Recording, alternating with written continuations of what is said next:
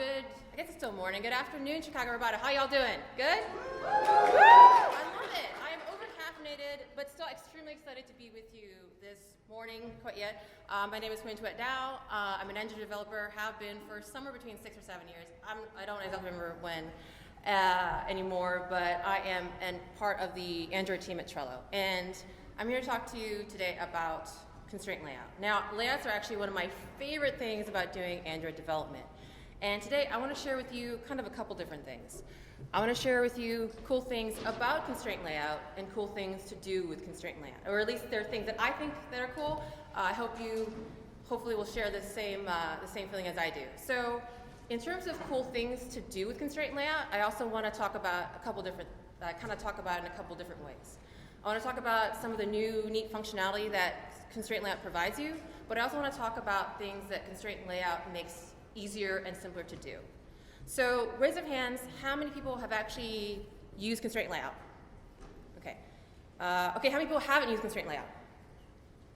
Okay, good. Then I won't feel so bad about this next section where I talk about what is constraint layout. So constraint layout, for those of you who happen to not know, is a new layout that was introduced last year at Google I/O, and it allows you to build layouts as relationships between views. And it's very similar to relative layout, but it kind of does things in a different way. And you can kind of also think about little elements of linear layout living inside of constraint layout as well. But overall, it provides you a much more expressive set of tools to build your layouts and build these relationships between views. And it's also more performant. So just really quickly, the performance of your layouts in Android have a lot to do with how deeply nested they are. You know, how much you have to put layouts within layouts within layouts. And because of the expressiveness of constraint layout, and because of this new ability to build different kinds of relationships and more complex ones, it actually allows you to have to do less of that nesting. So it allows your views to be more, or your layouts to be more performant. Just a couple other quick facts. It's an unbundled dependency, so that gives you a couple benefits. Number one, you can support, you can have constraint layout all the way down to API 9. My condolences to you if you still have to support down to API 9, but if you have to, you can do that. It also allows for a lot of kind of very quick iterations. You have to kind of pay attention. The team is always releasing new features and new bug fixes and all kinds of things, so that's pretty cool. There's also a UI builder that is kind of a new UI builder that is developed in connection or in conjunction with constraint layout. And what's really interesting is that, well, I'll admit it to you, I actually am not a WYSIWYG layout editor type person. I generally hate them, and I generally think that I can do better in XML all by myself. But the thing is that with constraint layout and having it be so expressive and allowing you to create such complex relationships between views, a lot of times those views are very hard, those relationships are really hard to keep track of, and it's really hard to glean what's going on in a layout without a visualization. And so there's also a lot of tools inside the UI builder that make building these complex relationships easier. So if you're like me and you're very anti WYSIWYG layout editor, I would say to you, try not to be, and try to also kind of take a look at the UI builder as well. But if you're just totally adamant about it and say, no, screw that, you can also use constraint layout with just XML as well. So how does it work? Well, there's basically kind of 3 parts to this kind of constraint layout system. And as developers, we work within the first part, building constraints. So constraints are basically how you define relationships between views in your constraint layout. And so there's different kinds of constraints. There's position constraints, which allow you to position views. There's dimension constraints, which allow you to size views. And there's a couple other cool things that allow you, that kind of just help out the first 2 types of constraints. So when you're building your interfaces with constraint layout, you're going to build these relationships. You're going to build these constraints. Now, what happens is these constraints get translated into equations, right? So when you're defining constraints, a lot of the times you don't have fixed position and fixed width, right? There's some variables, there's some unknowns that need to be resolved. And what constraint layout does is that it takes these constraints that you have built and defines equations with them, inequalities with them. It kind of mathematically expresses these unknowns and these variables that you have kind of defined yourself through constraints. And it solves these equations with a solver. It's called the Cassowary Linear Arithmetic Constraint Solving Algorithm, very long name. It's actually the solver that is used by iOS's auto layout. And it will take this system of linear equations that has come from your constraints and solves them and ultimately determines the view bounds, the size and position of your views on the screen. If this is really interesting to you, if you like this kind of stuff, Dave Smith, who is right over there somewhere, I believe, wrote a really great set of articles about kind of the workings of constraint layout. Part 2 of this article, a set of articles kind of dives into a little bit more. So if you're interested in that kind of stuff, definitely check it out. So let's take a really quick tour at the layout builder, because I'm going to be showing you a few slides from it. So here's the layout builder in Android Studio. Pretty familiar looking, but there are some different things that are particular to constraint layout. So normally when, because normally when you're opening up the design view in Android Studio, you generally are looking at the design view. Is that video playing? Right, which is basically this kind of like estimated rendering of what your layout might look like on the device. But now there's also a blueprint view, which gives you a more structural kind of relationship kind of visualization. And then on the right is the kind of like, this thing that we're familiar with, which is the properties inspector. And it gives you kind of like some of the most commonly used properties. With constraint layout, there's this new kind of like constraint widget at the top that is a representation of the constraints of the currently focused view in the layout editor. And there's also kind of a full panel of all the properties and attributes that you can set on that particular view. And when you have a constraint layout, you actually have this cute little toolbar that has some extra constraint layout specific stuff, some of which I can't go over, but I would love to. But there's some really neat things. There's like an inference engine and an auto layout, and there's a few different menus that give you things like pack and align. And I wish I could go through them, but there are a lot of kind of layout tools that allow you to very quickly position things in the layout editor, as well as create connections between them automatically. So I want to define a few terms before I get into the really cool stuff. Basically, how do we talk about different constraints and different kind of features in constraint layout? So the simplest kind of constraint is an edge constraint. So basically, an edge constraint is a relationship between one side of a view to another side of a view, and that allows you to define the position of that side. So edge constraints have a source and a target. So if you look at my view here, there's 4 circles at the top, left, right, and bottom. Those are anchors, and those are basically the kind of sides, the representations of the sides that you can constrain using constraint layout. And so an edge constraint is simply one side of a view, one side of the source view constrained to one side of the target view or the parent itself. If you're an XML person, this is what it would look like if you did it strictly in XML. And generally with constraint layout, you'll have very long, very verbose attributes. So it's generally layout constraint, the source side to the side on the target that you want to constrain, and then an ID.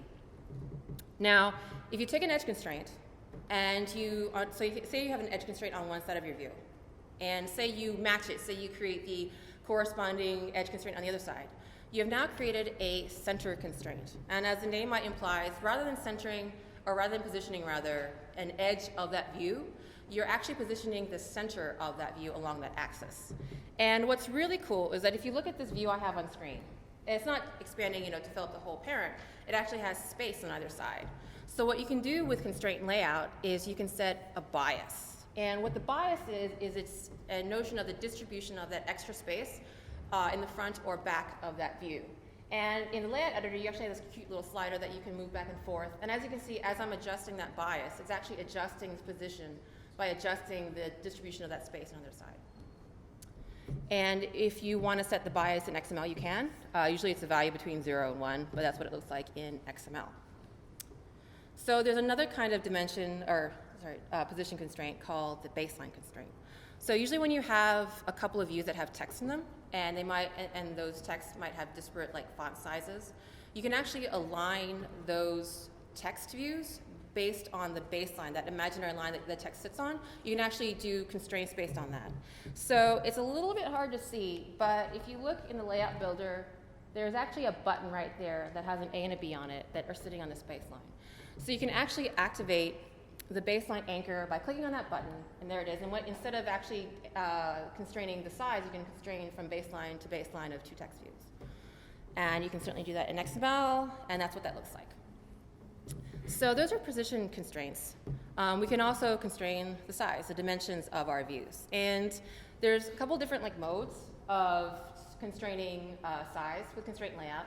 So the first way is to just fix the width and the height, which is pretty familiar, right? You just set your width and height in DPs, or at least I hope it's DPs. It'd be really weird if it's in SPs or pixels. But you can do that. You can also wrap content, which we're really familiar with. And you can also do what is called match constraint. So there's no match parent in constraint layout, and I forget exactly whether it throws an error or is a warning, but it'll basically yell at you if you do match parent. Match constraint is a little bit different.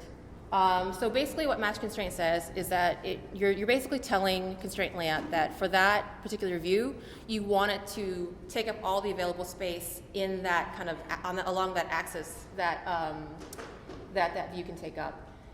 And what's really neat is if you look in the UI builder, in this kind of like constraint widget thing at the top, there's two sets of lines in that square.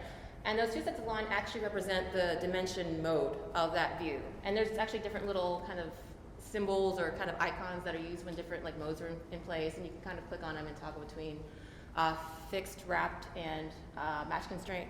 Just to note, like if you're actually defining something match constraint, it's actually going to be 0 dp in terms of the layout width or the layout height. So let's see.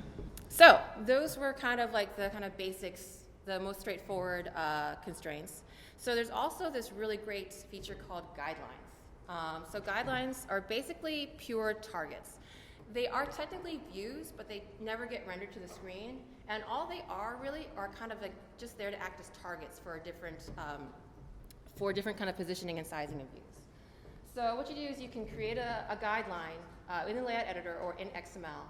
And you can define a guideline in different ways. So you can define a guideline as some offset from the beginning of a view. You can define it as some offset from the end of a view. And you can also define it as some percentage distance across that view. And it's really neat. You know, like I think nowadays when we're thinking about material design, we're often asked to think about key lines and positioning. And a lot of times it's a real pain in the butt to do, right? Because, you know, even if you have like some great dimension resource, you still have to take it upon yourself to make sure that every view is properly margined or properly positioned to kind of align with those key lines. And what's really fascinating about guidelines is it's like this kind of like this great analog, this declarative way of defining key lines without having to, you know, manage all that by yourself constantly. And you know, it's really cool because imagine if you have like all these kind of views kind of constrained to these guidelines. If something changes, if position changes, if your margins change, you don't have to go to each single one and each single view and make sure that they're margined or aligned correctly. You just move the guideline. And I think that's one thing that's really interesting about constraint layout is that it gives you these kind of more high-level ways of thinking about layout rather than always thinking in very specific fixed dimensions and things like that. So this is what guidelines look like in XML. Again, they pretty much, they look like views, but they have this one attribute that you can define that basically allows you to define the type of it, you know, beginning, offset, end offset, or percent, which again is kind of like a value between 0 and 1. So the fun stuff. What can we do with constraint layout? So I'm going to start simple and kind of go to a little bit kind of more complex and crazy. So question, how many of you have done something like this? Where you're like, you want a square image view, and for some reason, it's really hard to do that. You have to basically extend image view, and you're looking at the width and height, you're overriding on measure, and you're specifically setting them to be like the same, the width and height to be the same. I've done this like so many times, and it just seems kind of silly, right? Why is it so hard to say, I want a view to be square? Well, with constraint layout, you don't have to do this anymore. You can just do it in XML. So there's this new feature called Constraint Dimension Ratio, and it allows you to constrain the width or the height as a ratio of the other. And it allows you to do it in a very kind of high level, kind of English, just like a natural language kind of way. So as you can see here, I have an image view, and I have actually both the width and height to be match constrained. So it's going to fill up whatever space it has for the most part. But if I wanted to make it square, what I can do is I can actually define a ratio. And it will and constraint layout will do the work of sizing that view to match that ratio. And what's also interesting is that you can actually set either a W or an H here as like a kind of a prefix to this ratio. And it allows you to say either that the width is constrained to be a ratio of the height, or the vice versa, that the height is constrained to be a ratio of the width. So it's really, really cool. And what this looks like in practice is like, so look at this activity. So I have my handy square image view that I have at the top. Looks square, it's great. What I have on the bottom though is 4 different image views that I can make, you know, very different aspect ratios, but very simply. All I did was for each of these image views, I define the attribute, I stick in, you know, 3:1, 16:9, whatever I want, and constraint layout does all of that work for me. and everything is nicely aspect ratioed. And again, especially for things like images and photos where the content has this kind of like intrinsic aspect ratio, it's such an easier way to do this. And you're not just limited to kind of defining these like directly in XML. You can actually use string dimensions if you're dimension crazy or kind of resource crazy like I am. And you can actually define these as resources and then assign them to attributes in the XML as well. So something that comes up a lot when we're talking about constraint layout is relative layout. And it makes sense, right? They're both layouts that kind of rely on relationships to position and size views. And so I think a lot of times when I'm talking to folks about constraint layout, it's always like, was it better? Is it faster? Like, why would I need constraint layout? Isn't it just relative layout on steroids? No, in my opinion, and I'm a little biased here since I'm giving this talk, is that I think constraint layout actually is a vast improvement. And it's really kind of a slightly different way of thinking about layouts. So something that comes up a lot is performance. You probably have heard that relative layout can be bad for performance, and that's because when you're creating a layout and before that layout gets drawn to the screen, the views in that layout have to be measured and sized using a measure pass that kind of traverses the view tree and then a layout pass that does similarly. And that's how views get sized and positioned. With relative layout, the way that it defines its kind of relative positioning and size, it has to actually run two passes of measure and layout to resolve its relationships between views. And while that might not be bad kind of like 100, 1,000 times, you might run into situations where you might have really dense information, you might have a really deep hierarchy, and you might run into performance problems. With constraint layout, I had a bunch of people we were talking, well, what about, is this better? Is there a double measure layout pass in constraint layout? And for the most part, no. Unless you're using match constraint, most of the views will only have to go through one measure layout. I believe that match constraint requires two. So one tip is to, if you're worried about performance, to kind of minimize match constraint where possible. But still, even with just thinking about, even going beyond thinking about measure and layout, there are a lot of things that you can do in constraint layout that you can't do in relative layout. So here's a simple example that just kind of blew my mind. So here in this activity, I have an image view, a hero image, right? It's a big image that sits at the top of the activity, and I have a fab. So this little square right here is actually a fab. So I believe in the material design guidelines, if you have a fab that sits on top of a hero image, the center, the vertical center of that fab needs to be aligned with the bottom edge of the hero view, or hero image rather. And if I had to do this without using coordinator layout, because coordinator layout will actually give you this behavior for free, I think. If I had to do this for some reason without coordinator layout, it would be a pain. Like I'd have to know the exact size of the fab, and then I'd have to do some math to make sure that that the fab had margins that put it close, that aligned it perfectly with the bottom edge. And again, it's a lot more complicated.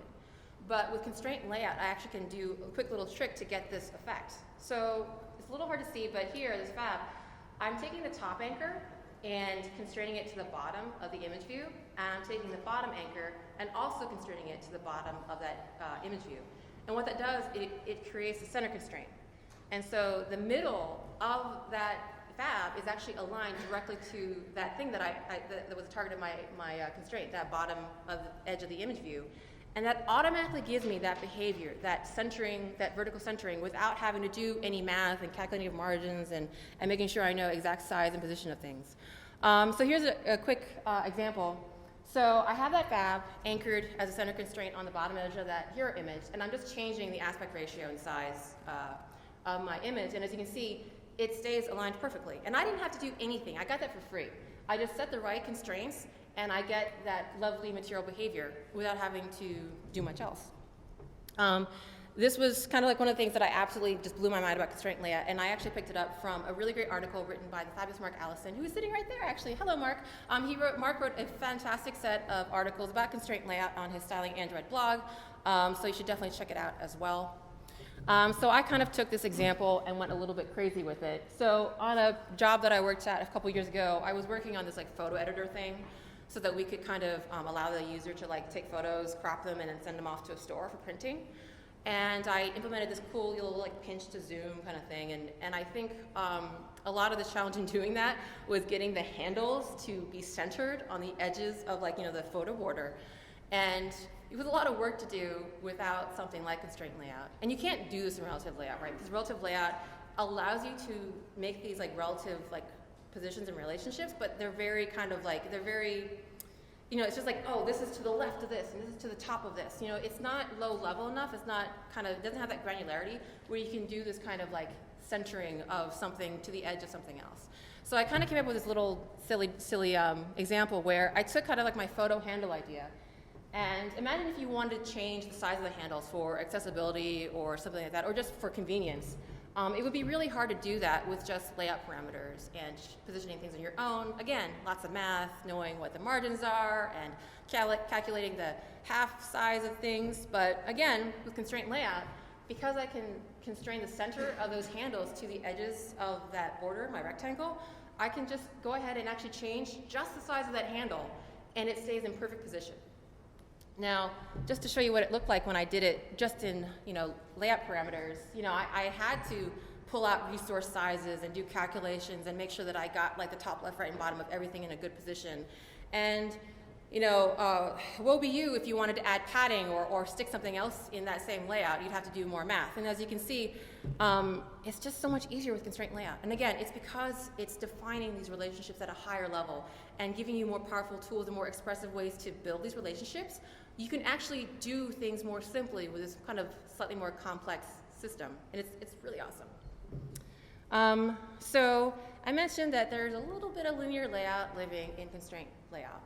So basically constraint layout has notions of, or gives you the ability to define kind of like shared sizing or shared positioning behavior and kind of other shared behaviors through along a single axis. And those are through chains. So chains are defined as kind of these bidirectional relationships between different views. So what I mean is that, so for this example, A is connected to B, B has a connection back to A, B is connected to C, C is connected back to B. And so having a set of views that have these bidirectional relationships creates a chain. And you can do really interesting things with chains to kind of, again, create this kind of like shared coordinated behavior between a set of views. And there's different styles of chains as well. It's really cool. So the default, I think, is the spread chain. And what happens is with the spread chain, when you create this group, this interconnected like group of views, there's going to be some kind of space, some available space, you know, between like kind of like the bounds, between the bounds of all the constraints and all the views. And what spread chain does, it actually evenly distributes that available space on the outsides and between the views themselves. But you can also do a spread inside chain, which basically eliminates the space at the front and the back of that chain and just distributes it evenly between the views. Now, if you like linear layout for weights, you can do weights with chains as well. And so basically, if you have a chain where I think it's two or more, have weights defined on them, rather than having that available space be spacing between the views, they will actually get sucked up by all those views and become part of like the dimensions of that view. And then my favorite kind of chain is the packed chain. So when you define a chain to be packed, it actually takes all those views and squishes them together and turns them into one big center constraint. And what happens is you can actually take the space that lives on the front and back of that packed chain and kind of distribute it just like a bias. So the whole thing becomes like one big view that you can position as one. So seeing what that looks like in XML. So when you're defining chain styles and like these biases, whatever the plural on that is, you have to do it on what is known as the head of the chain. So the head of the chain, when you're talking about a horizontal chain, is the leftmost view. And when it's a vertical chain, I believe the head is like the topmost. So whenever you're setting the chain style, you're setting biases, you have to look for that chain head.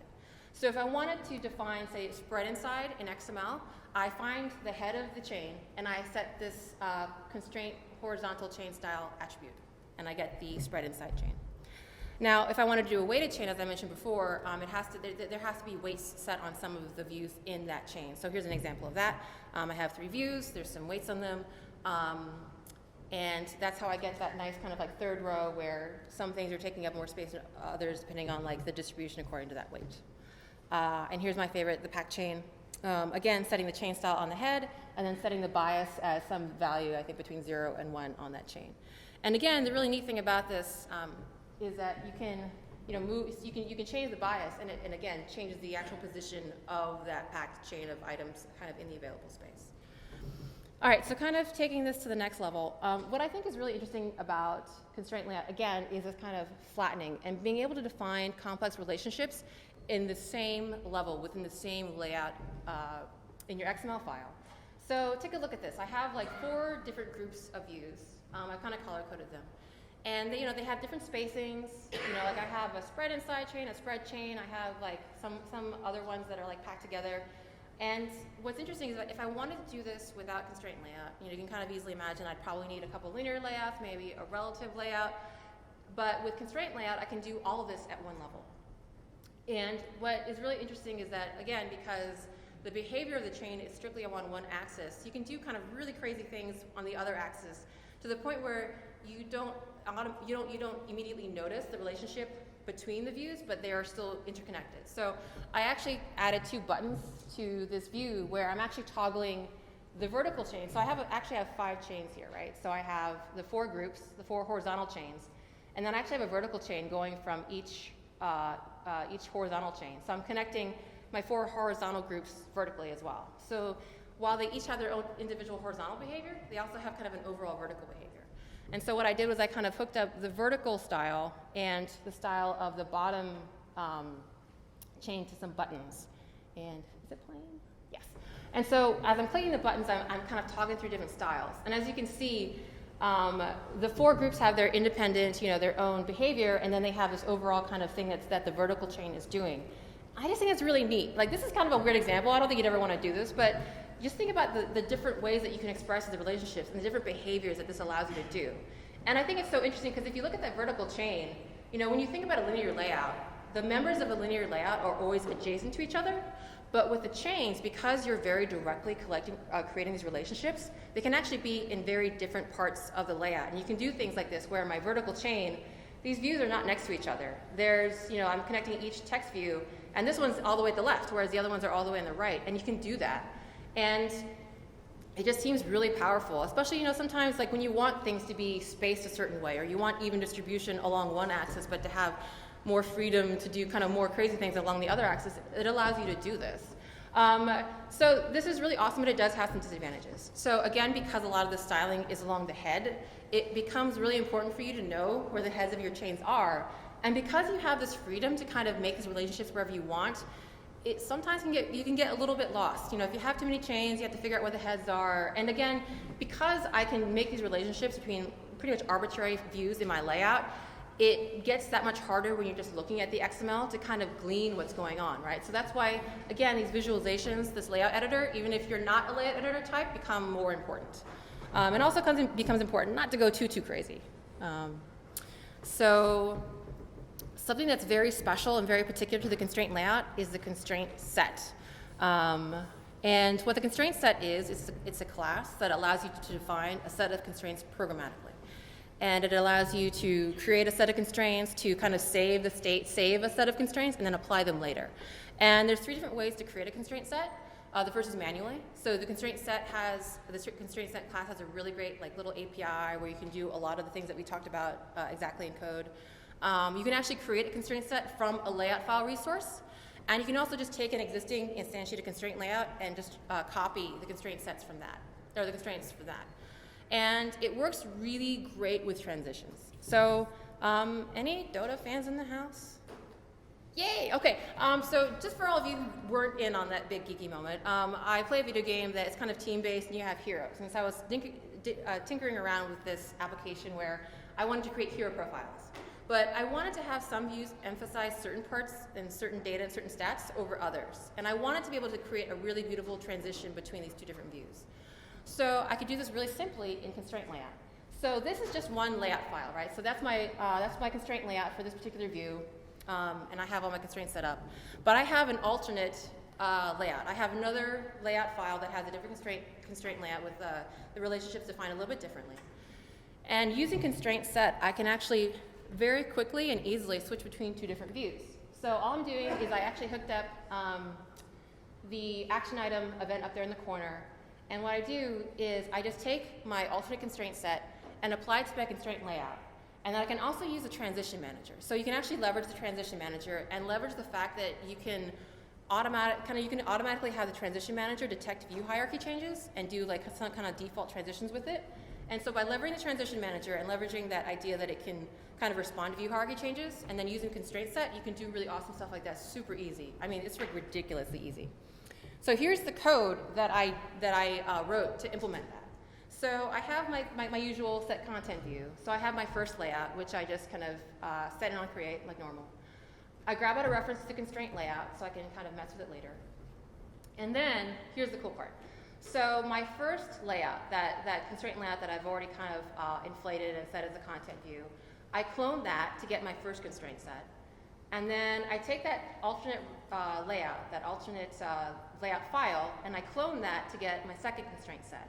So sometime later, when I'm hitting that action item in the action bar, I call Transition Manager to begin delay transition. So that will just say, hey, whatever the next bunch of view hierarchy changes are, I want you to animate that for me.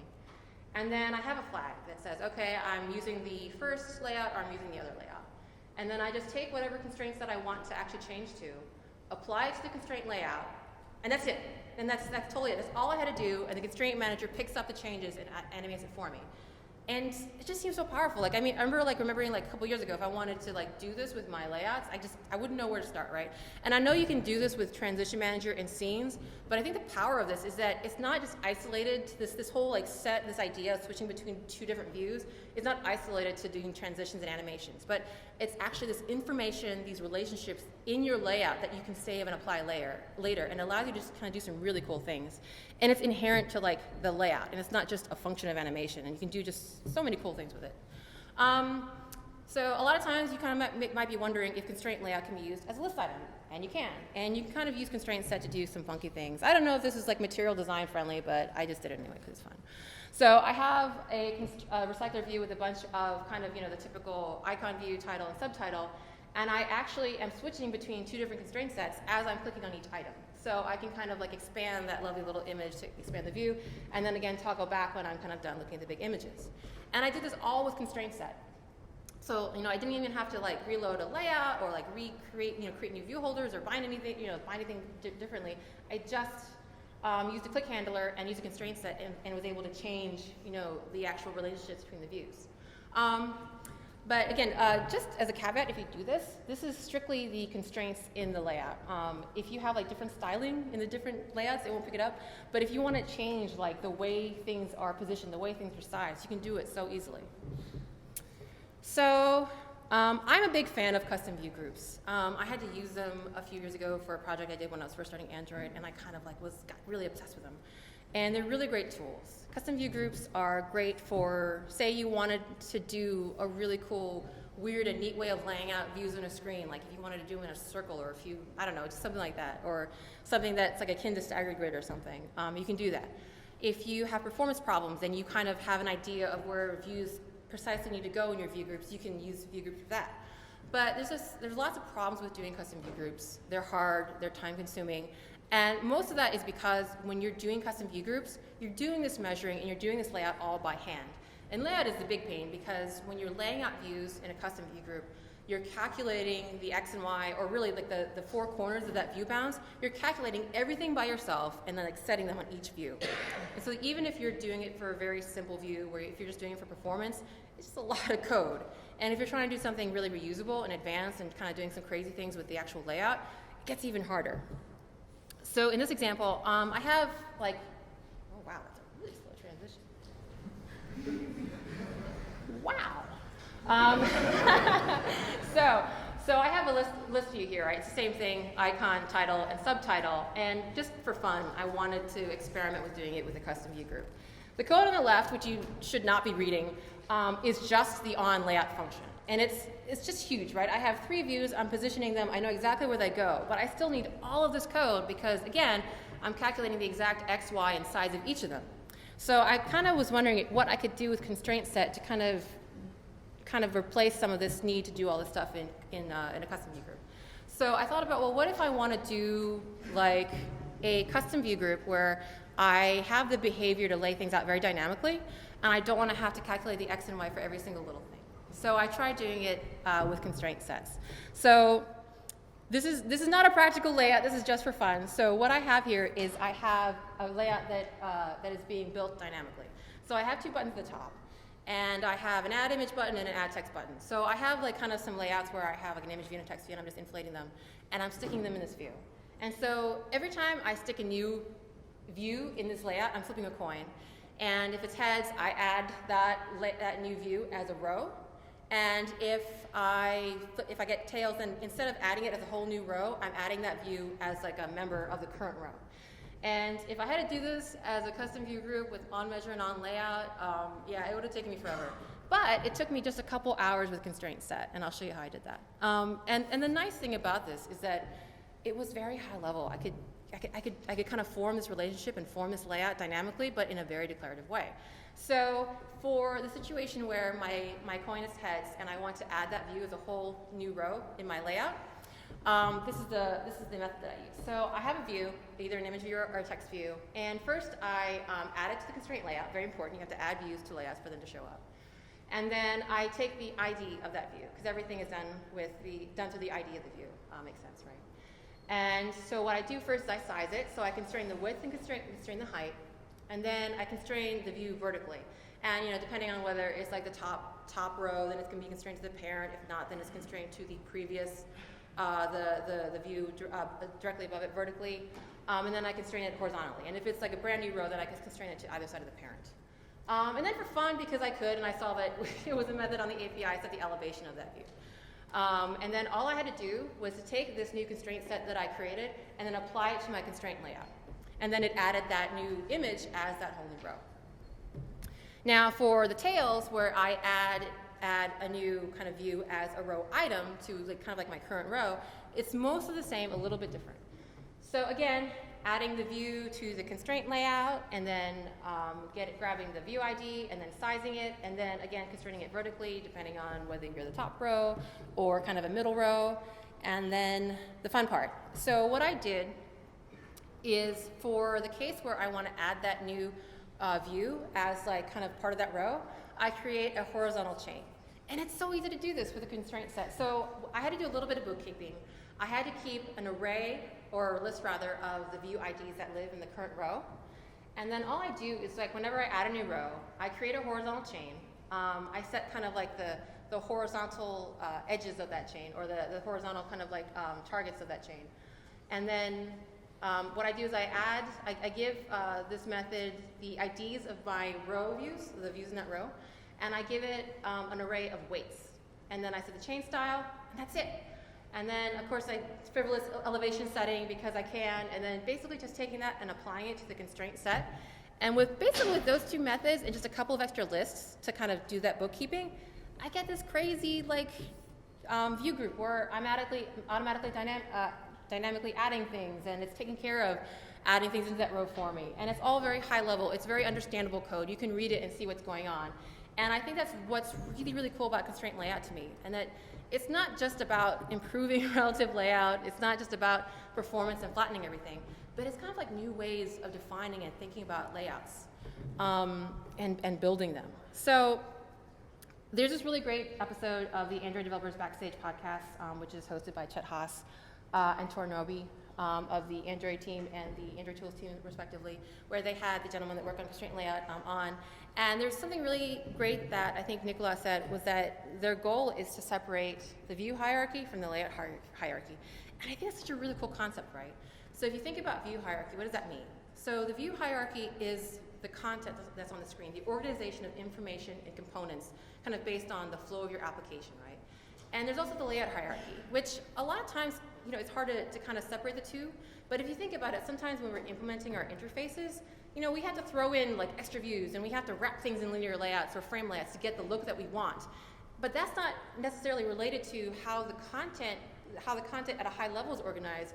It's just what we have to do to get like things positioned and looking the way we want. And I think what I kind of really can see in things like ConstraintSet is this kind of like separation of the two, right? And that the views that you have can be more separated from the relationships and the positioning that they have in the layout, and that's such a cool thing to me. And they're in the room now, so if someone could cover their ears, because I'm going to just kind of point them out and say that the two gentlemen that work in Constraint Layout are John Hofford and Nicolas Roar. They're somewhere back there. Again, this is kind of embarrassing because they're in the room, but they're really awesome. They have been working really hard. They're iterating a lot. They're creating new features and doing bug fixes. And every time I've had the chance to talk to them and see them talk, they're always like really open and asking for asking for feedback and asking people to report bugs. And they're really working on this really hard. And they've answered a ton of my very dumb and silly questions. So again, if you're interested in constraint layout, definitely follow these two gentlemen. And they actually gave a talk very recently at DevOps on advanced constraint layout, which is probably way better than this talk, so you should definitely check it out when the video comes out. But that's what I have for you. Definitely take a look. I have all of the code and that application of all that crazy stuff I did up on GitHub. Quick plug, I run a YouTube channel where Chuki-chan and I talk to people in the Android community.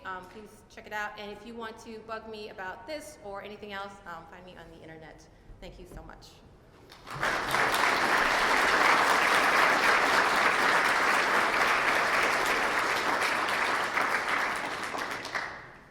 Do we have any questions? Sorry, I saw one back there and wondered, do we have like a mic or anything, or just going to? How does view visibility affect constraint? That's a good question. Maybe we should we ask Nicola and John? Do you want to answer questions? No, there's actually some pretty interesting things. So I didn't get to go over it, but so there's actually some very specific visibility related functionality in constraint layout. And so if you are kind of wondering how visibility affects it, you should definitely look at some of the, it's like constraint margin gone.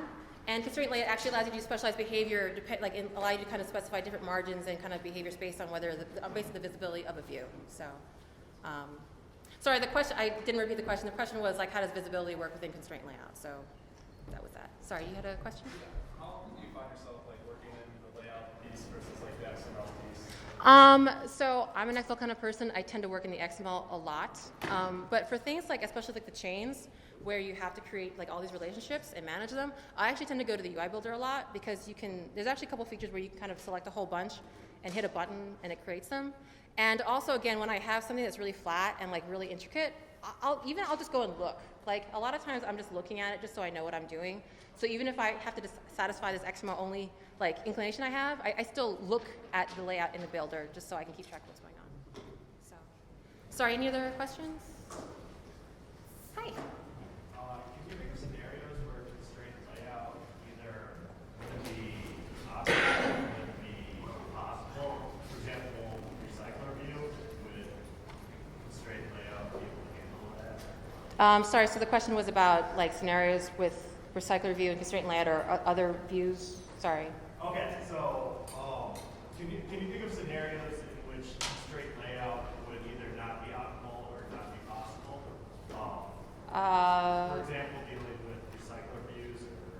So, I've actually used constraint layout as items within the constraint layout. I know sometimes there's funny behavior in scroll view, but maybe you should turn around and ask the gentleman behind you that question. I'm still kind of experimenting with it myself, so I definitely have found some weird behavior with scroll view and trying to have something be wrap content and things like that, but I don't know if that's me or whether I'm doing something really weird, so I'm going to give you my crappy general it depends answer, I think, depending on, I don't know. I've definitely run into some interesting things though, especially with wrapping content, the constraint layout being wrap content as opposed to being the root of the view, but that's just my 2 cents on it. So, sorry, any more questions?